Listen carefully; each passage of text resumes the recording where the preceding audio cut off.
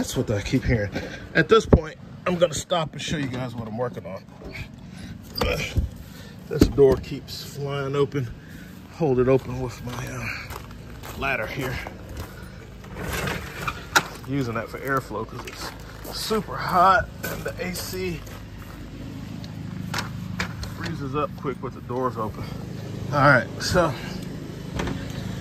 you can see the spread of tools I'm working with.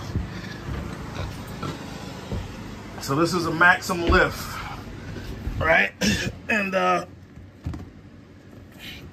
this thing's been to all kind of shops and they charge, but it still doesn't work. It doesn't go down. So after being shown by the owner how to, sorry guys, I had you guys upside down. All right, so I'll start over. So I'm working on a Maxon lift. All right, this is what it is. Wheelchair lift. And everything works on it. Here's the hydraulic system. I don't really work on these per se, but it's just hydraulics. And I know electronics, I know hydraulics, so I figured it out. And so I have. And I'm gonna stop and show you some of the stuff I'm using and what we found, because this thing's been to several shops. And I think it's just a byproduct of the flat rate system. Pay those guys flat rate, and that's just the way the industry does it right now. But they don't spend the time to fix a lot of this stuff, and you know, that's partly on the part of the tech and partly on the part of the shop owner. The tech should have enough integrity to go ahead and fix it, even though it's beyond the time. But I know how that is. You got to feed his family. He wants to get on to the gravy. I get it. It's a broken system. They need to go to this paying techs a awesome hourly rate, pay these guys like $30 an hour and put them on hourly or salary and let them work on the stuff until it's fixed. Cars, truck, RVs, whatever. So anyway, this is what we got. Pendant lights up and everything. Right off the bat, I noticed on the control board, when they showed me what it wouldn't do. So this is power up, gravity down. But even with a power up, gravity down system, it still used power to actuate the solenoids to direct the flow of fluid. So it would never go down, and they've been having to use the manual release, the emergency hydraulics to release it, right? So right off the bat, when they told me that, I said, well, that sounds like a solenoid issue. Now, I didn't look at it. This is just like 10 minutes walking around with the customer, listening to what they're saying this thing is doing and not doing, and watching it work so I can see how it works. Well, how it works is the pump powers it up, but gravity, the weight of the unit, pushes it down. But I know from working on hydraulics that the cartridge valve, this is a cartridge valve that uses a electromagnet solenoid. That's what makes the thing shift from its normal state to a different state. Now, this one is never, it won't go down, so that lets me know that the valve is closed and the flow of fluid can't be achieved. And when they use the manual, it diverts the flow of fluid, gives it a different path, and then it can go down. So I'm like, oh, well, you got a problem with your cartridge valve solenoid assembly. So I had them order that. It's a family member. And like I said, I only had like 10 minutes after learning how the thing worked, to kind of come up with something. So I had them to order that for me, which the parts are wrong. This valve, this is too big. So I took it apart. The parts wasn't wrong, but I got the part numbers and stuff. But I did, while I had it here to do some extensive troubleshooting, I found that the way the pendant works is it puts a constant 5-volt reference, kind of like CAN bus. It has 5 volts sitting on every button at all times. And when you press the button, it's just a spring that creates continuity. The other post is grounded, and when the computer sees the ground signal, it sends power to the cartridge valve to open the valve. Well, I find that on every button except the down button, I had my 5 volts. That's why everything else worked. You know, that's why initially I was like, well, I don't think it's dependent because everything seems to be working except the down. So now that I've had actually some time to take stuff apart like I like to do, take it all apart. You can see I've been monitoring. I got using those alligator clips, the bed of nails, so I don't have to strip and mess up their wires. And I found that the computer does send a signal on the other operations to this solenoid valve, and I took it apart and I tested it independently with a 12-volt power source, and I watched the valve actuate. I took the valve out, I cleaned it out, made sure that it didn't have any dirt or anything in it. The thing's working fine. So then I started digging heavier in the electronics, and lo and behold, I found the 5-volt reference problem.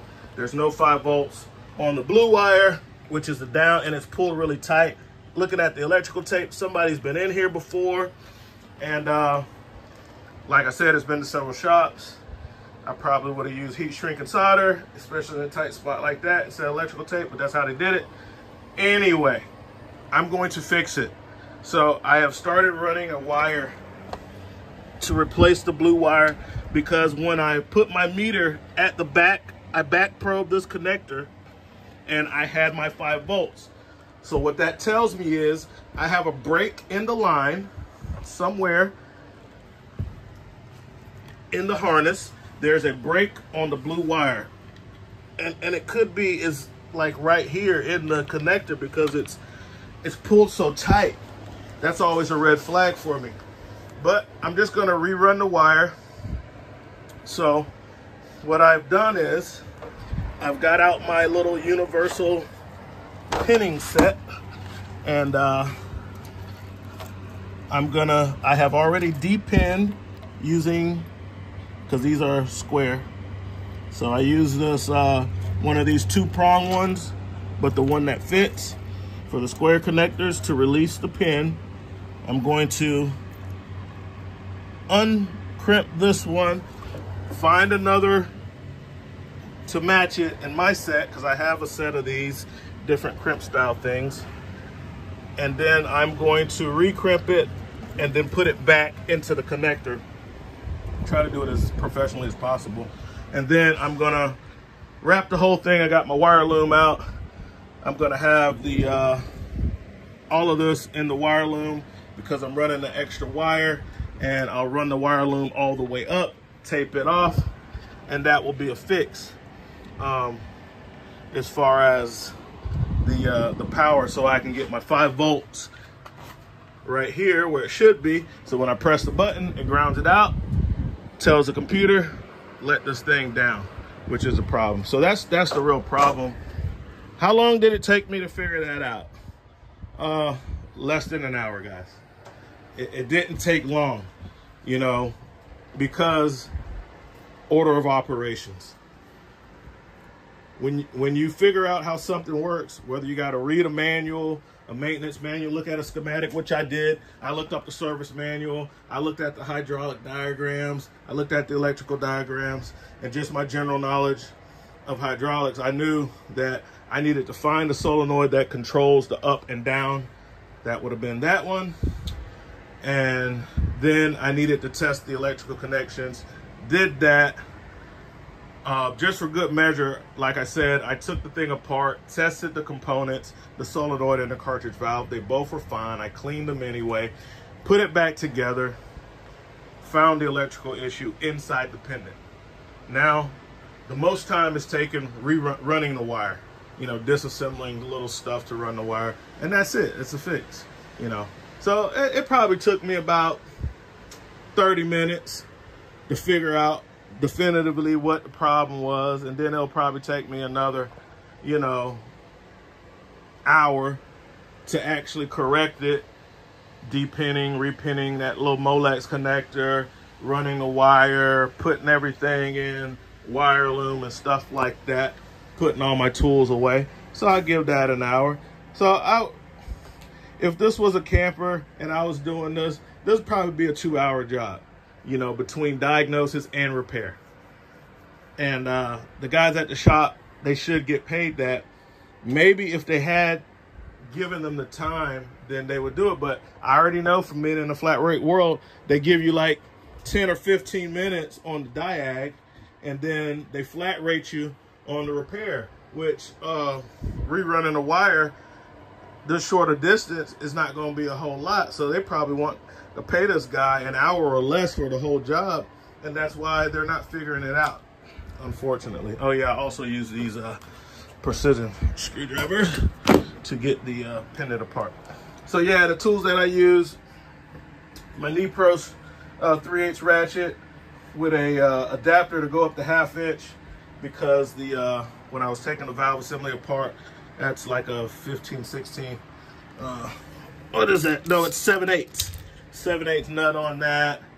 Use my proto set initially to get the top caps and stuff off. Couple fluke meters. Well, actually, I just used my 87.5 with a couple of different fluke leads, and my new bed of nails. Those have been awesome. Been using those a lot, guys. You can see that's how I'm clipped onto the ground right back there. And then some miscellaneous stuff. Set of Craftsman sockets, 1/2 inch.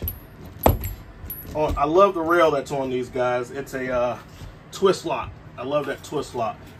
And this was too big. The snap-on 1/2 inch ratchet was too big to use in there. That's why I ended up pulling out the Nipros. Look at the size difference on the head with an adapter to take it up to 1/2 inch. And that worked out well because I had to do it from in the space in between the manual. So that's the little space that I had to work with, so I need a small ratchet. Also had to use, to get the screws out of the case. Where's the case? Right here. It takes a hex. So I pulled out my my Icon 1/4 inch and my Tecton hex kit. That was a 3/16 hex on that. A Milwaukee power ratchet. And little baby Nip-X and my little pry bars, always. Just keep those in my pocket. And that was it. Not a whole lot of tools. It looks like a lot because it's all spread out, but I'm only using like one item out of each kit. I only needed one screwdriver, one socket, one hex bit socket, you know, a couple of ratchets, pair of pliers, and then my pinning set. And that got me to where we are now, which is going to repin that connector, stick it back in so it's all nice and professional and it can work like normal for when the next guy has to work on it. He could see the repair, but it's all connected through the connectors as the manufacturer had it to start with. So I will finish that and we'll get back with you guys. All right, guys, so I didn't have the I didn't have the proper crimp that they had, so I decided to solder and heat shrink. Use my Milwaukee soldering iron with a bigger heat transfer. So I always use the biggest tip I can that will work for the space. And I use flux. So after I twist my wires together, I flux them, and then I use like a 60/40 leaded solder with flux, and that makes for a really good flow. Now I'll just slide my heat shrink over that and heat shrink that with a heat gun, and that will be the repair. I will reinsert that into the connector and carry my 5 volts to my pendant. So that's where I'm at right now, going to get the heat shrink. All right, guys, you'll notice all of my stuff is battery because in a mobile setting, you know, you gotta have mobile tools. So I'm using battery operated soldering iron, battery operated heat gun. This is the DCE 530, great for small stuff, not so good for big stuff, just like the soldering iron. Great for smaller stuff, not so good for big stuff. And Helping Hands, Harbor Freight, like $3, which came, you know, you need one of these if you're doing soldering work. You need some Helping Hands. A lot of people make them. Snap-on sells one for like $100, but it's like $3. And I'll get my heat shrink over that.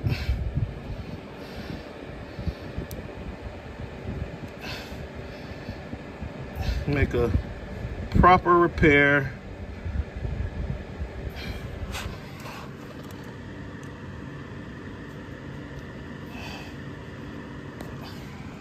Okay, and then I'll just turn my heat gun to high.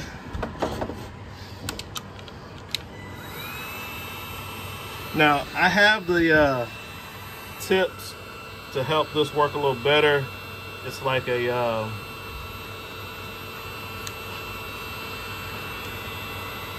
it reflects the heat, but I'll just move the heat gun around like I would if I was working with my corded version. As you can see, it does a pretty good job. Doesn't take too long. Like I said, it works really good for small stuff. You know, it'll take a while on bigger stuff. You know, like 1/0, 2/0 cable, and your heat shrink and stuff like that. It's a different story, but when you're just doing normal electrical repairs like this is fine. You can still do that other stuff too. It just takes longer, and you probably will use the little attachment. So now that I have my heat shrink repair done, I can remove my tool. This is the one that I use for this connector, and I can reinsert my pin, and that's it, guys. I could finish running my wire to my pendant side, which is just a screw. So that's gonna be pretty easy to connect there. All right, guys, before I close it all up, I'll just go ahead and verify my repair. Got my meter set on DC volts, and I'm holding it on to my new connection. And as you can see, I have my 5 volts, the same 5 volts that I have on every other pin. So I can put this back together, and I'm pretty sure when I press the button, this baby's gonna go down. So I can kind of press the button even with it apart. Let's see what it does. Pressing the button. Oh, went down for a second and stopped.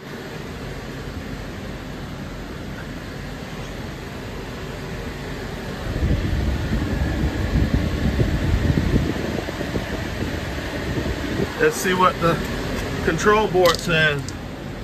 It says down inbound. Check my voltage. See what's going on. I still got my 5 volts. And then that's just the ground. So let me see what's different. I don't know what's the normal state of this this little valve here, but I'll put this back together and I'll see what else is going on. But I did finally get my down command. Okay, guys, well, this is my least favorite part. I got rid of the bus. It's gone. The fix was good. I had to read the service manual again. The manual pressure release valve was closed too tightly, which prevents the hydraulic side from working. So that was what's wrong with that after we fixed it. Here's this little kit that I have. I bought this for specific components on campers, so I have the sizes that fit that. I don't have like a master kit for all connectors. That would be a huge kit. That'd be something more for somebody who works on electronics for, you know, in a shop environment, to where you can have all that, you know, specialize in that. But anyway, my least favorite part, got to put all the stuff back together. Off camera, I did how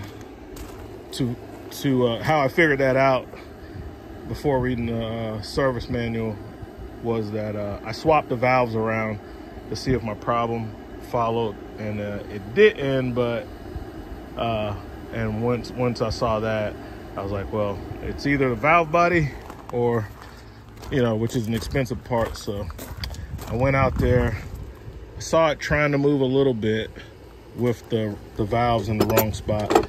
So I switched the valves back and loosened up the manual pressure valve, and it worked fine. So the original fix was the fix. Just had to loosen up that manual valve a little bit. So now I get to put all this stuff back up, which, like I said, this is my least favorite part of working on stuff, is putting stuff up. But it's important because I need to know that I have all of my stuff. So, but you guys already kind of saw, already showed you the tools that I used, so I'm not gonna go over that again. I think I showed everything. So the fan, I didn't highlight that, but these fans come in handy, guys. Working in those tight environments like that, having a fan in those hot environments, it really helps out. Keeps the gnats out of your face and keeps sweat out of your eyes. So that's an important tool right there. Other than that, you guys seen everything, and I'm about to put it all up. That's what we got, guys. I'll be taking it.